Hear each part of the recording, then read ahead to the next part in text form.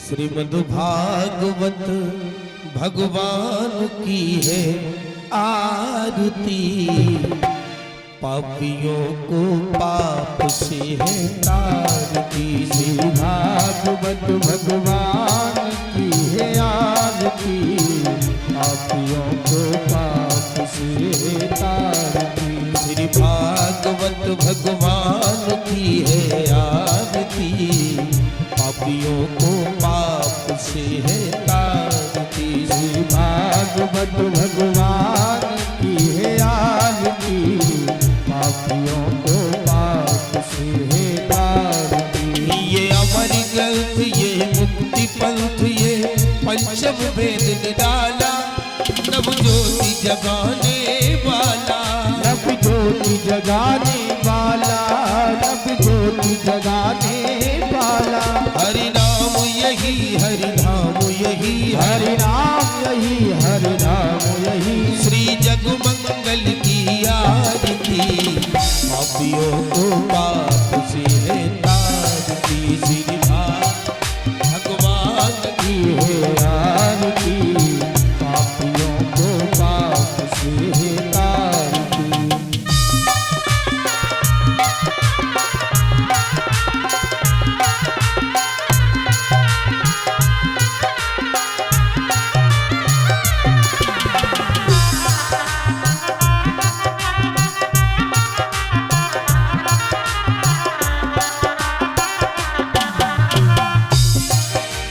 शांति गीत पावन पुनीत, पापों को मिटाने वाला, प्रभु दर्श कराने वाला, प्रभु दर्श कराने वाला, हरि दर्श कराने वाला।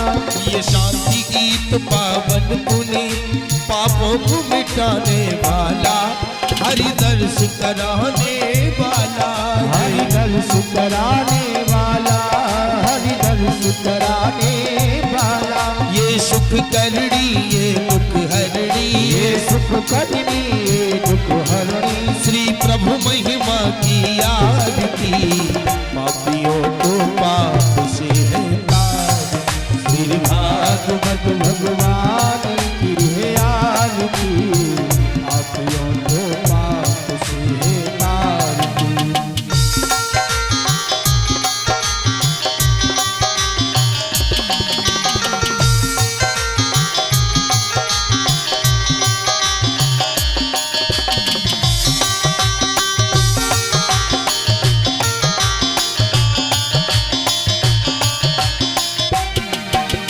मधुर बोल भव पलट खोल, सन्मार्ग दिखाने वाला, बिगड़ी को बनाने वाला, बिगड़ी को बनाने वाला, बिगड़ी को बनाने वाला।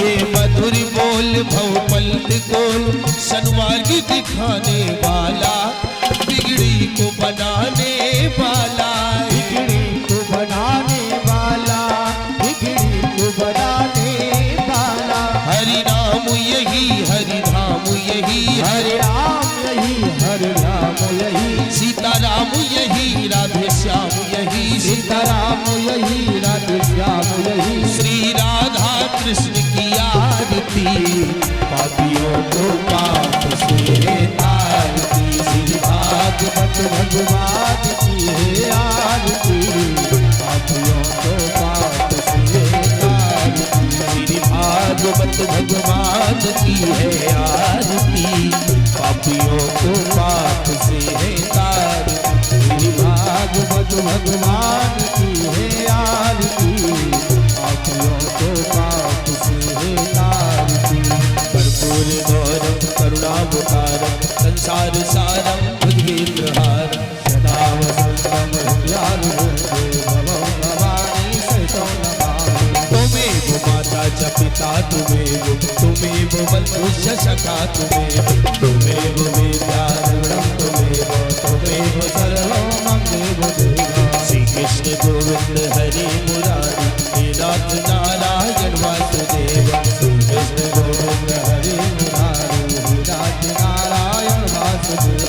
हे नाथ नारायण वासुदेव, हे नाथ नारायण वासुदेव, हे नाथ नारायण वासुदेव।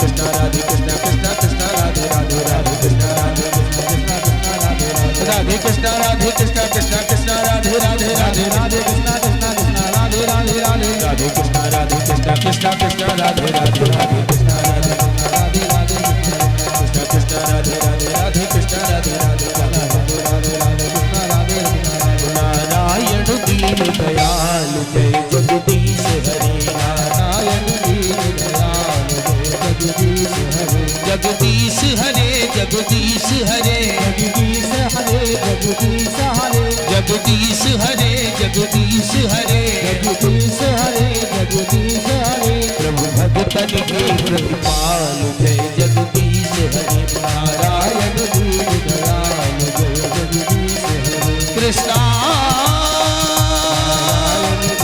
हरे हरे कृष्णा हरे हरे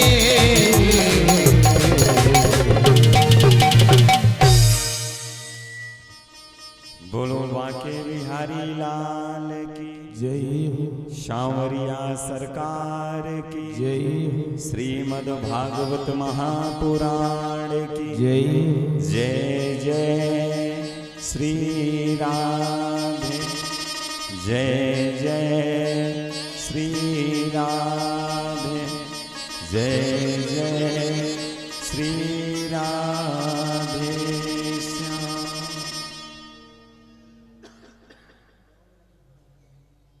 से काम नहीं हो पा रहा बेटा।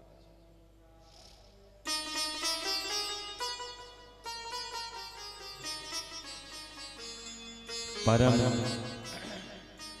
परात्पर अकारण करुणा वरुणालय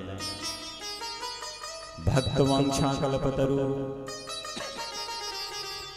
अनंत तंड्योत श्री पीतांबर धारी बालमुकुंद भगवान के प्रत्यक्ष स्वरूप श्रीमद् भागवत महापुराण को सर्वप्रथम मेरा प्रणाम। प्रातः स्मरणीय अर्चनीय वंदनीय परम पूज्य पाद श्री गुरुदेव भगवान के चरणों में सतकोट कोटि नमन। कथा पंडाल में पधारे हुए नाभि पधारे हुए श्रोतागण भक्तगण भाई बंधु माताएं बहनें सभी को व्यासपीठ से मेरा राधे राधे।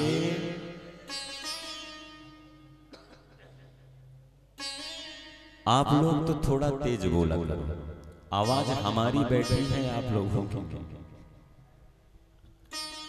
अब हम कैसे कथा कह रहे हैं वो हम जान रहे हैं। एक तो गड़बे ने और दूसरा लासन खाए।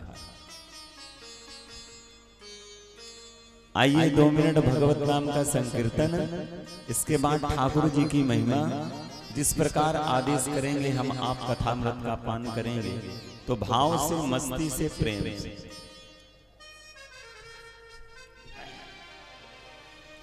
अरे हे गोपाल राधे कृष्णा गोविंद गोविंद हे गोपाल राधे कृष्णा गोविंद गोविंद हे गोपाल राधे कृष्णा गोविंद गोविंद हे गोपाल राधे कृष्णा गोविंद गोविंद हे गोपाल राधे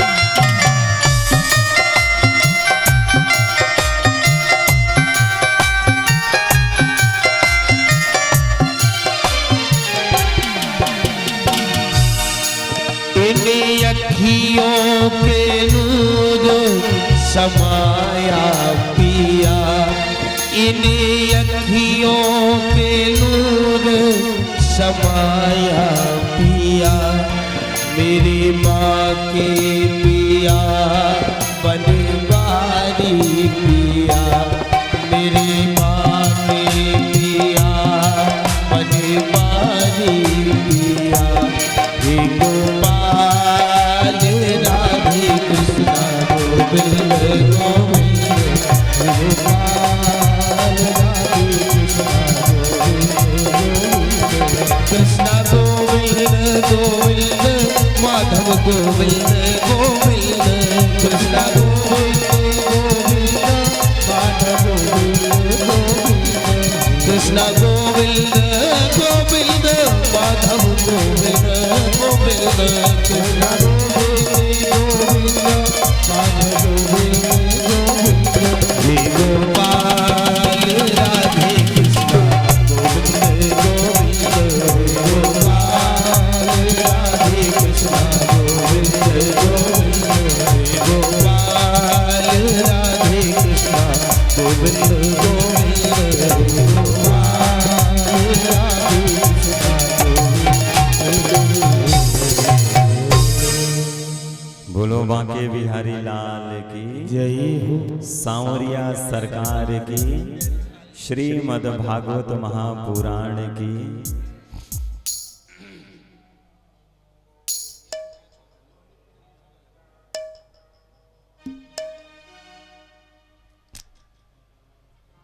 कल की कथा में आप लोगों ने श्रवण किया कि राजा परीक्षित के द्वारा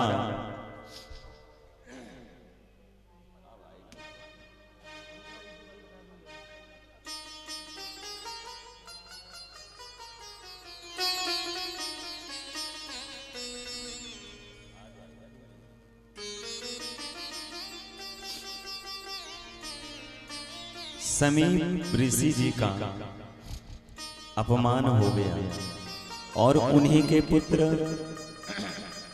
श्रृंगी जी ने श्राप दे दिया। कल भी मैंने आप लोगों को बताया था कि संत जब भी आपको मिले ना तो आप उनका सम्मान करो, उनका कभी भी आप अपमान ना करो। यदि आपने अपमान कर दिया तो एक बार संत आपको छोड़ सकते हैं, लेकिन ठाकुर जी आपको सुनने वाले नहीं।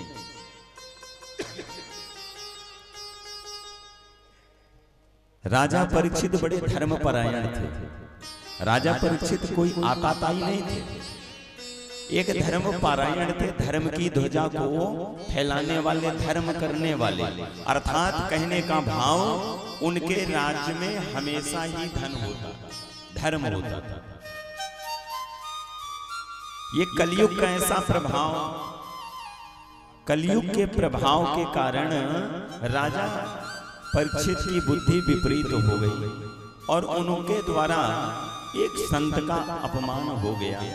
और जब राजा परीक्षित आए अपने महल में उन्होंने जैसे ही अपने मुकुट को उतारा जिसमें कलयुग जाकर के बैठ गया। महाराज मुकुट को जैसे नीचे उतारा, विदित हो गया, ज्ञान हो गया कि मुझसे अपराध हो गया। एक बात मैं बता दूं, जीवन में आप कितना भी बड़ा पाप कर दो,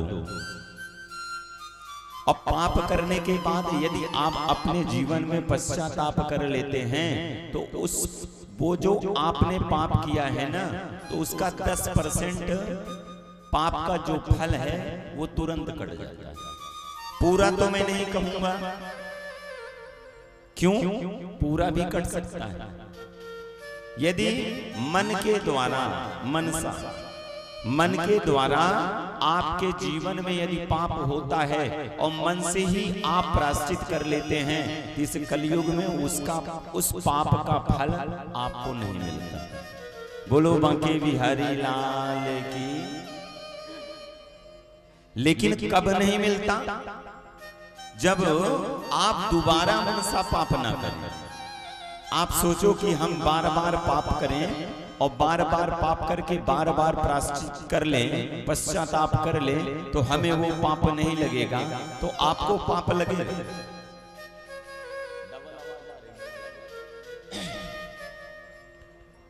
और महाराज इसलिए जीवन में यदि आपसे गलतियां हो जाती हैं ना, तो प्रायश्चित कर लो।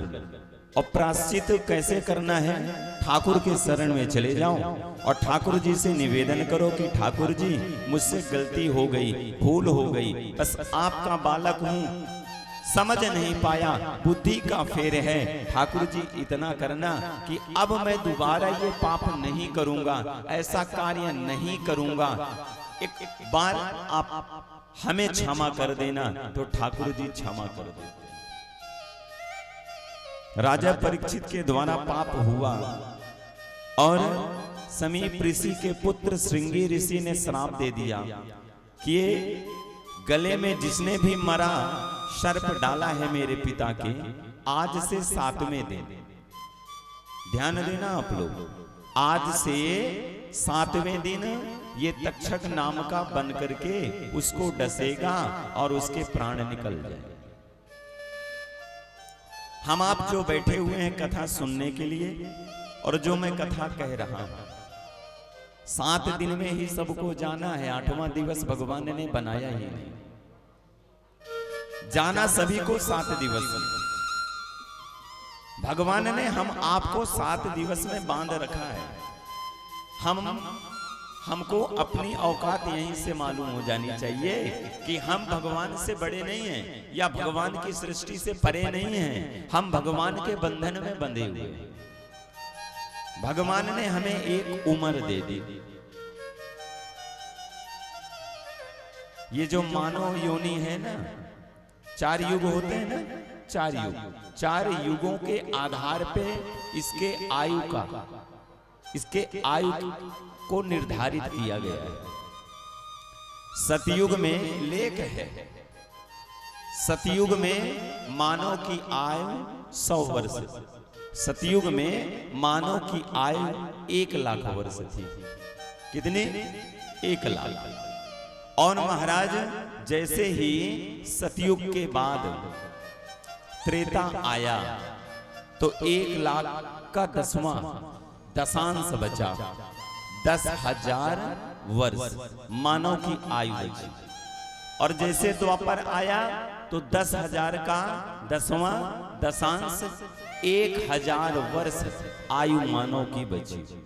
और ये जब कलयुग आ गया ना, तो भगवान ने कहा इतनी आयु क्या करेगा, पाप कर्म ही तो करना है, तो 1,000 का दशांश 10वां हिस्सा 100 वर्ष मानव की आयु बची। और उसमें भी मानव 100 वर्ष नहीं जी पाते। क्यों? दिन में कितने घंटे होते हैं? एक दिन में 24 घंटे, 12 दिवस के दिन के, 12 रात्रि के। और 12 रात्रि वाले हम लोग क्या करते हैं?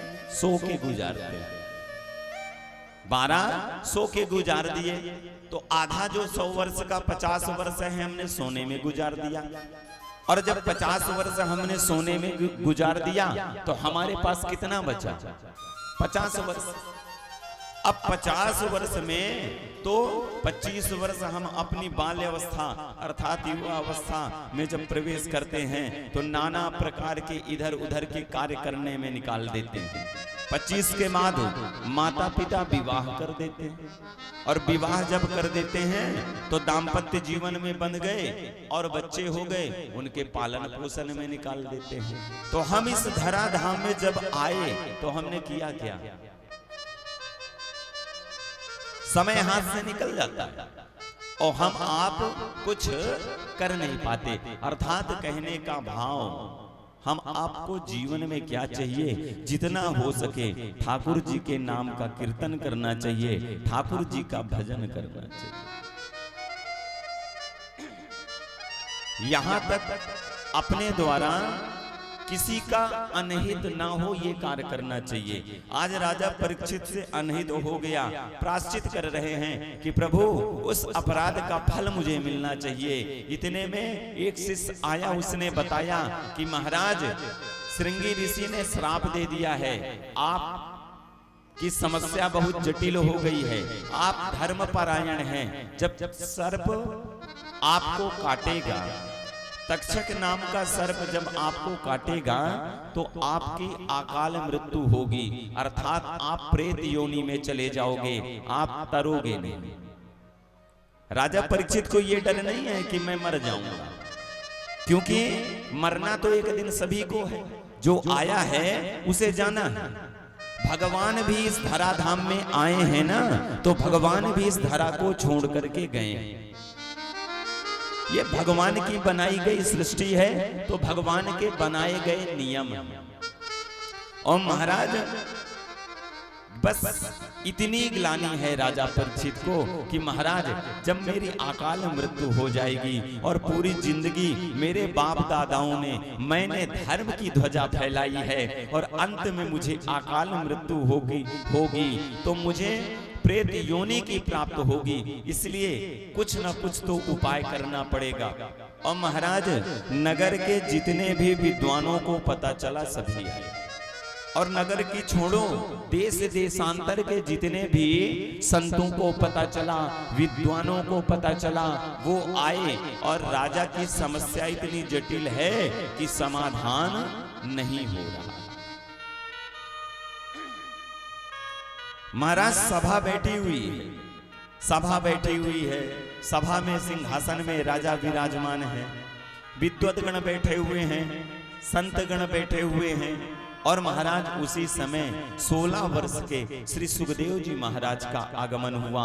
और जैसे ही सुखदेव जी महाराज का आगमन हुआ, सभी लोग खड़े हो गए। इतने में एक संत राजा परीक्षित के पास में गए और जाकर के कानों में कहा कि महाराज ये जो आ रहा है ना, ये बीतरंग पुरुष है, इसे सांसारिक वस्तुओं के प्रलोभन में ये नहीं है, इसे सांसारिक वस्तुओं से कोई मतलब लेना देना नहीं है। और महाराज एक इनकी विशेषता है, ये 2 क्षण से ज्यादा कहीं रुकते हैं नहीं। क्यों?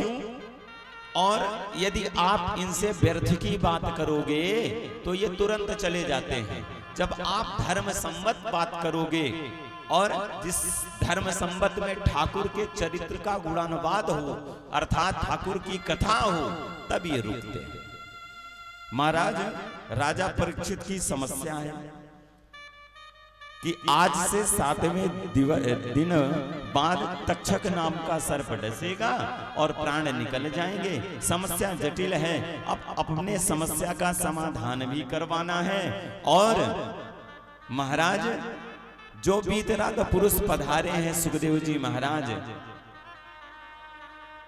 ये एक ऐसे ऋषि हैं, ऐसे संत हैं महाराज कि यही समस्या का समाधान कर सकते हैं। अब राजा ने हाथ जोड़ा, हाथ जोड़ करके निवेदन किया, प्रभु आइए आसन ग्रहण कीजिए। और महाराज सुंदर सा आसन लगाया गया। सुखदेव जी महाराज विराजमान हो गए, सुखदेव जी महाराज विराजमान हो गए।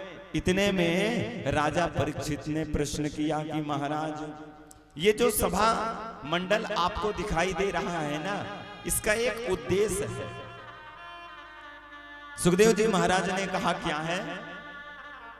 राजा परीक्षित ने कहा महाराज अतः प्रक्षामि संसिद्धिम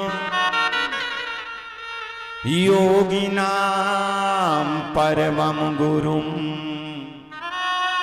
पुरुषस्य हायतो कार्या म्रियमाणस्य सर्वथा। निवेदन किया, प्रभु अतः प्रक्षामि संसिद्धिं योगिनां परमं गुरुं पुरुषस्येहा यत कार्या म्रियमाणस्य सर्वथा।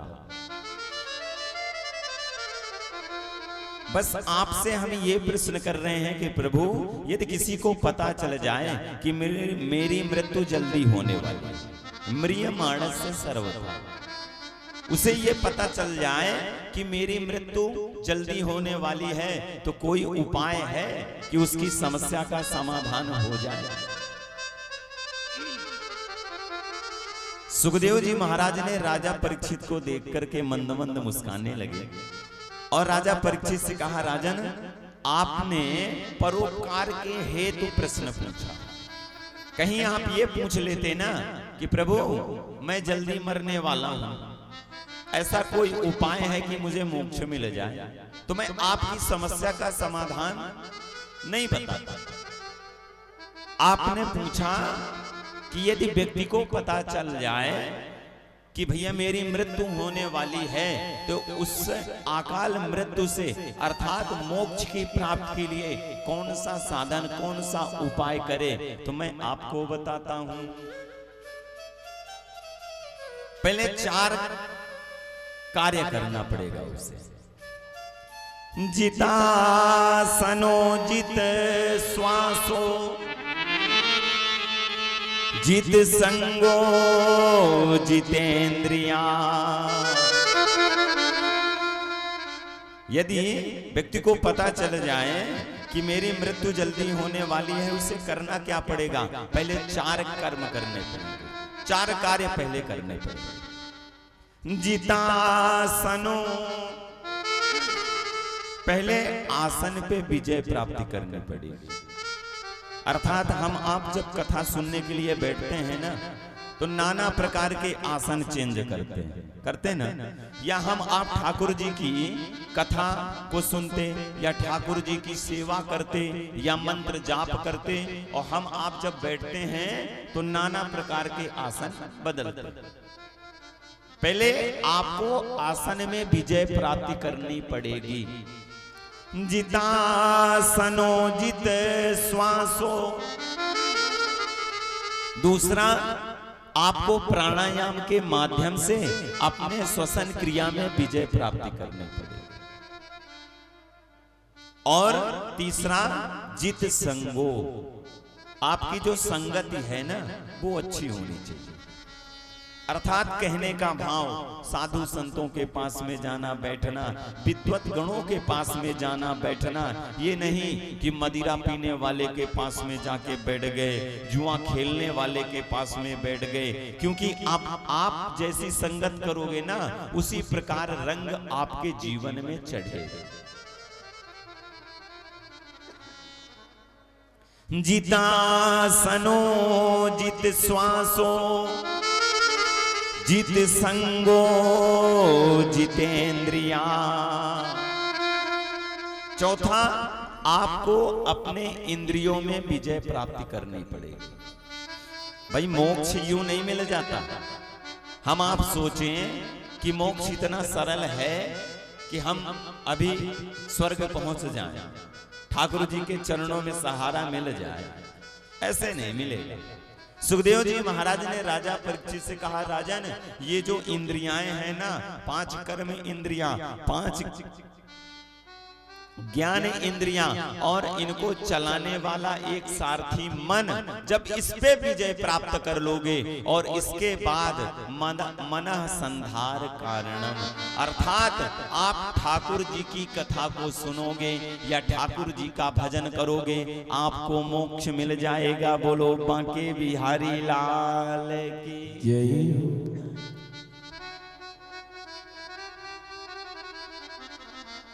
सुखदेव जी महाराज ने राजा परीक्षित से कहा, राजन इसके बाद ये 4 चीजों पे विजय प्राप्त करने के बाद आप श्रीमद् भागवत महापुराण की कथामृत का पान कर लें, तो आपके अंदर जो भय है कि आज से 7वें दिन तक्षक नाम का सर्प मुझे डसेगा, तो आप उस भय से मुक्त हो जाओगे। और मरना एक भय ही है। हम आपको एक डर हो जाता है कि भैया मैं मरने वाला हूं या मर जाऊंगा। एक बात बताऊं, ये जो जीव बोल रहा है ना, ये जो जीव बोल रहा है, ये जो इस शरीर के अंदर प्रवेश कर रखा, ये शाश्वत है। ये शाश्वत है, ये नहीं मरता, ये तो भगवान का अंश है। और ये जो चोला धारण करता है, वो चोला जब जीर्ण शीर्ण हो जाता है तो उस चोले को छोड़ने का एक भगवान ने विधान बना रखा है। तो उस चोले को ये जीव छोड़ करके दूसरे चोले में प्रवेश कर जाता है। पद्म पुराण उठा करके पढ़ो तो महाराज कैसा भी व्यक्ति हो, पापी व्यक्ति हो या धर्मार्थी व्यक्ति हो, जिसे मोक्ष न मिल रहा हो, पुनः इस धरा में आना हो ना, तो केवल 27 दिन बाद उस धरती पे आ जाता है।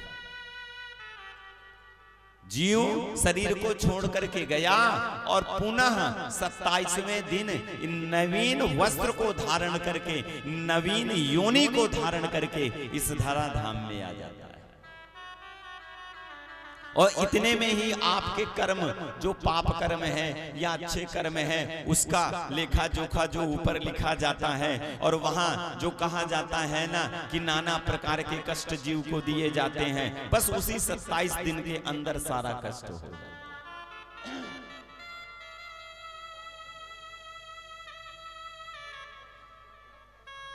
आज सुखदेव जी महाराज ने राजा परीक्षित से कहा, राजन जो भय है ना, इसको दूर करने का एक ही उपाय है, एक ही साधन है। एक काम करना पड़ेगा आपको 4 वस्तुओं में विजय प्राप्त करके और फिर श्रीमद् भागवत महापुराण की कथामृत का पान कर लो आप, तो आपको वो भय जो है ना, उस भय से आप दूर हो जाओगे। महाराज इतने में अब सुखदेव जी महाराज ने स्वयं राजा परीक्षित से प्रश्न कर लिए। सुखदेव जी महाराज ने राजा परीक्षित से कहा, राजन अब मुझे भी तो पता चलना चाहिए ना कि मेरा श्रोता मजबूत है कि नहीं है। भाई तुम श्रीमद् भागवत महापुराण की कथा सुनने के लिए जा रहे हो, और जिससे तुम्हें तुम्हारे अंदर जो भय बैठा हुआ है वो भय तुम्हारा दूर हो जाएगा।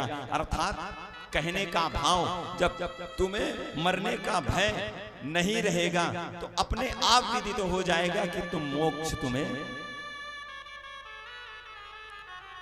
सुखदेव जी महाराज ने राजा परीक्षित से कहा, राजन जिसकी मैं कथा सुनाने के लिए जा रहा हूं ना, ये बताओ वो भगवान मिलता किसको है? ठाकुर जी किसको मिलते हैं? राजा परीक्षित ने कहा, महाराज आपने कहा जितासनो, अर्थात जो सुबह ब्रह्म मुहूर्त में उठता होगा आसन पे विजय प्राप्त करता है।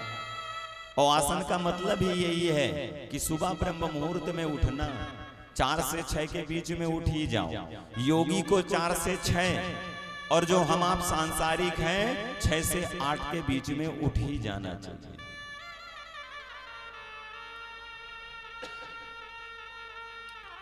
महाराज राजा परीक्षित ने सुखदेव जी महाराज से कहा, महाराज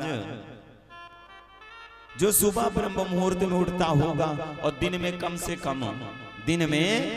कम 4 बार स्नान करता होगा, अर्थात शुद्ध रहता होगा, उसे भगवान मिलते हैं, उसे भगवान मिलते हैं।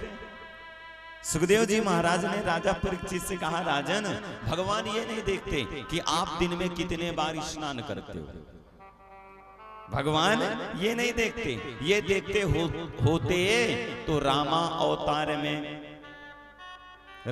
अवतार में जब भीलों ने सेवा करी ठाकुर जी की, और ठाकुर जी 14 वर्ष के वनवास के समय में महाराज जब ठाकुर जी जाने लगे तो ठाकुर जी ने भीलों से कहा था वरदान मांग लो, और भीलों ने कहा प्रभु, अरे यसु हमार प्रभु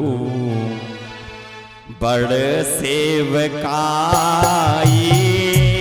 यस हमारे प्रभु बड़ सेवकाई, ले ही नवासन बसन चुराई, ले ही नवासन बसन चुराई, यस हमारे प्रभु बड़ सेवकाई, यस हमारे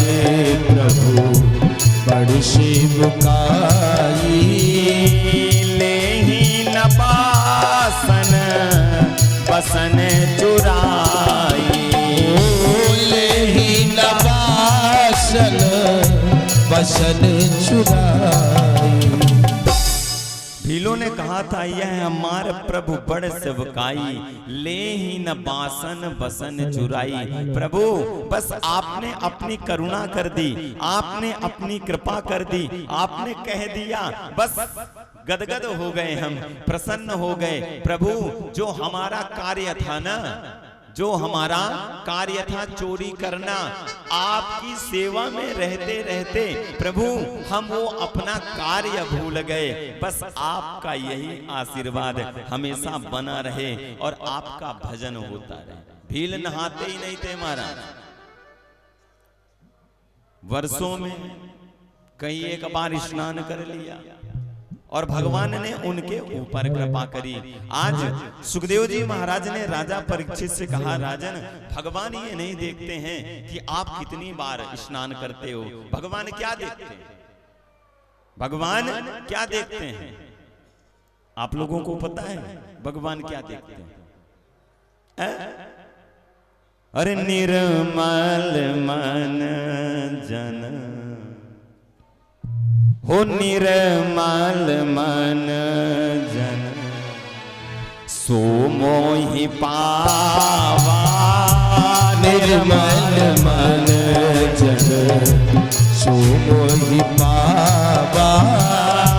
मोहि कपट छल छिद्र न भावा। मोहि कपट छल छिद्र न भावा।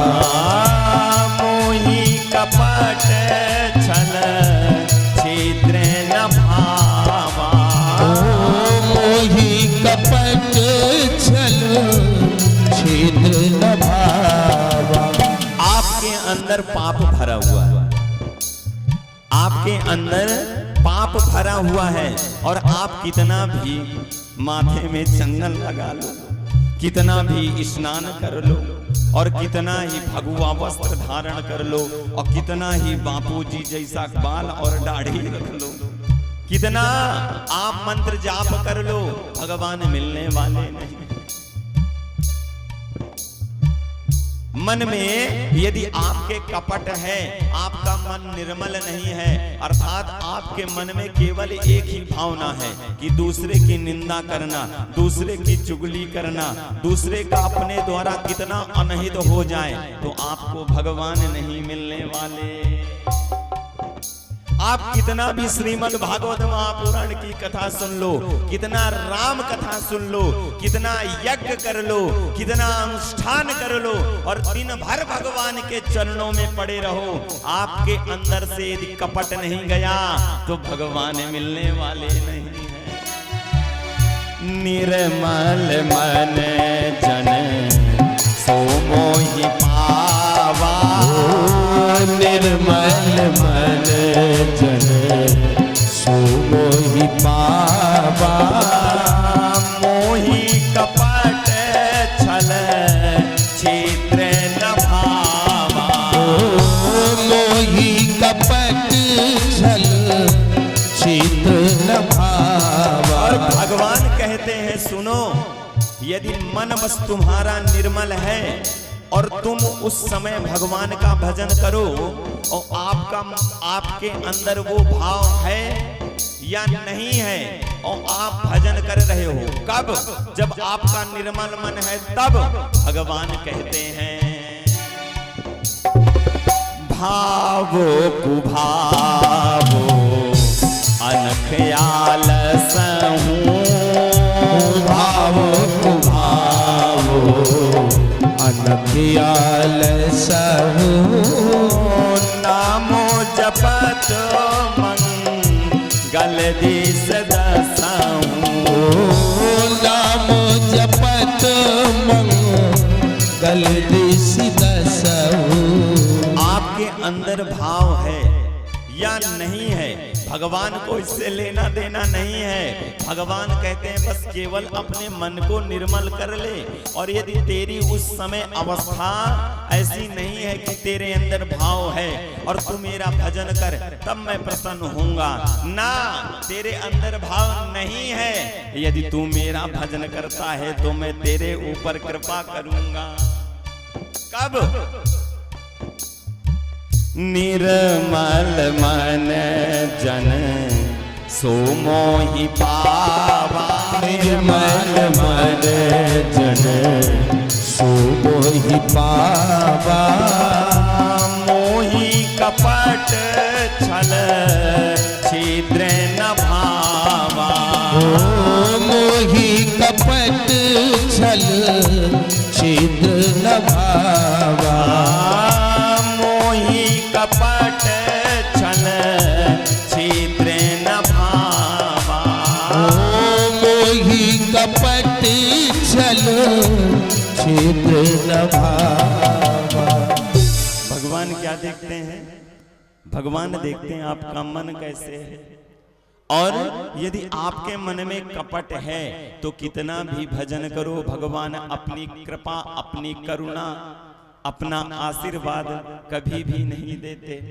और ना आपको भगवान का कभी भी साक्षात्कार हो सकता, अर्थात कहने का भाव ना तो भगवान का आपको आभास हो सकता। बोलो बांके बिहारी लाल की।